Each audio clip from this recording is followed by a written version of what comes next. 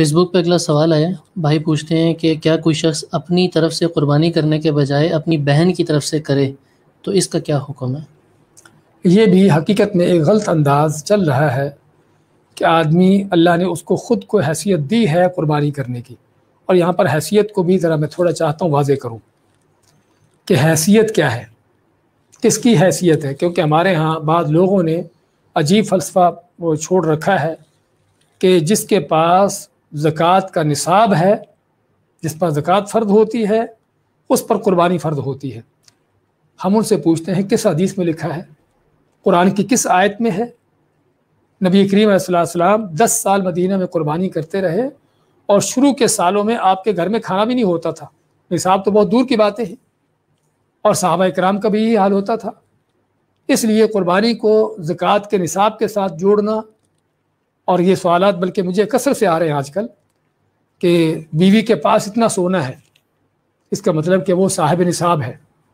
اس کا مطلب اس کے اوپر قربانی واجب ہے۔ تو ان ملاؤں کے ان غلط فتووں نے لوگوں کو کس انداز سے الجھا رکھا ہے، حالانکہ رسول کریم صلی اللہ علیہ وسلم سے کوئی ایسی چیز ثابت نہیں کہ آپ نے کسی نصاب کی شرط رکھی ہو، اور نہ ہی صحابہ تابعین سے کوئی ایسی چیز ملتی ہے۔ یہ صرف بعض علماء کا قول ہے کہ جس کی کوئی بنیاد نہیں ہے۔ اصل یہ ہے کہ جس کے پاس مالی طور پر اس کے گھر کے اخراجات کہ اس کے پاس اتنے ہوں کہ جس میں گھر کے اخراجات پورے ہو رہے ہوں، اور اس سے بڑھ کر اتنا مال ہو کہ جس سے وہ قربانی کا جانور خرید سکتا ہو، قربانی کر سکتا ہو۔ اصل یہ ہے، یہ استطاعت کا معنی۔ اور آپ صلی اللہ علیہ وسلم کے جو فرمان ہے من وجد سعۃ، کہ جس کے پاس کشادگی ہو، آپ نے وہاں پر کوئی لمٹ نہیں کی کہ جس کے پاس نصاب ہو، آپ نے صرف کشادگی کا نام دیا ہے۔ اور کشادگی کا معنی یہی ہے کہ آدمی گھر کے ضروری اخراجات پورے کرنے کے ساتھ ساتھ جو ہے وہ اس کے پاس اتنا ہو کہ جس سے قربانی کر سکے۔ اچھا، ضروری اخراجات کی بات بھی آئی ہے۔ کل میرے پاس سوال آیا کہ ایک آدمی، اس کے گھر کے اخراجات بہت وسیع انداز سے ہیں، بہت ان کا اچھا کھانا پینا ہے، اور اسی اچھے کھانے پینے میں ہی ان کی ماہانہ جو انکم ساری ختم ہو جاتی ہے، اور قربانی نہیں کرتے۔ تو ہم کہتے ہیں کہ یہ بھی غلط ہے۔ آدمی کو چاہیے کہ اپنے گھر کے معاملات کو ٹھیک ہے، کھانے پینے کے لحاظ سے اللہ نے جو جائز چیزیں، حلال چیزیں دی ہیں، ان کو حلال کے دائرے میں رہ کر استعمال کرو، لیکن اس کا معنی یہ نہیں کہ اس قدر اس میں یعنی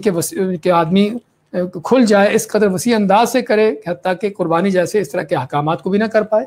یہ بھی غلط ہے۔ اور یہ صرف قربانی نہیں بلکہ بعض اوقات اس سے بڑھ کر بھی بعض لوگوں کی حماقتیں دیکھی جاتی ہیں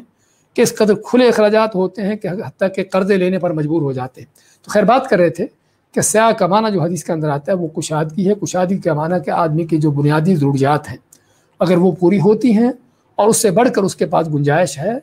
کہ جس سے وہ قربانی کر سکتا ہو، تو اس کو قربانی کرنا چاہیے۔ سوال کیا تھا آپ نے واضح کریے ذرا؟ ہاں، بہن کی طرف سے قربانی، بہن کی طرف ہاں۔ تو بعض اوقات کیا ہوتا ہے کہ آدمی اس کے پاس کشادگی ہے، قربانی کر سکتا ہے اور کرنا چاہیے اس کو، لیکن اپنی طرف سے نہیں کرتا، کسی اور کی طرف سے کر دیتا ہے، تو یہ غلط ہے۔ بلکہ بہت سے لوگ، یہ تو بہن کی طرف سے کر رہا ہے، بہت سے لوگ فوت شدہ لوگوں کی طرف سے کرتے ہیں، اپنی نہیں کرتے،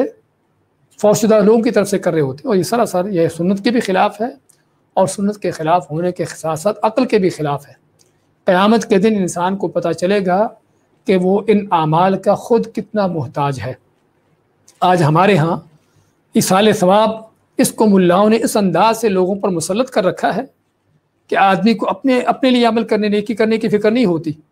ہاں، جو مر گیا ہے، جو فوت ہو گیا، اس کو ایصال ثواب پہنچانا ہے، خود اپنی فکر نہیں،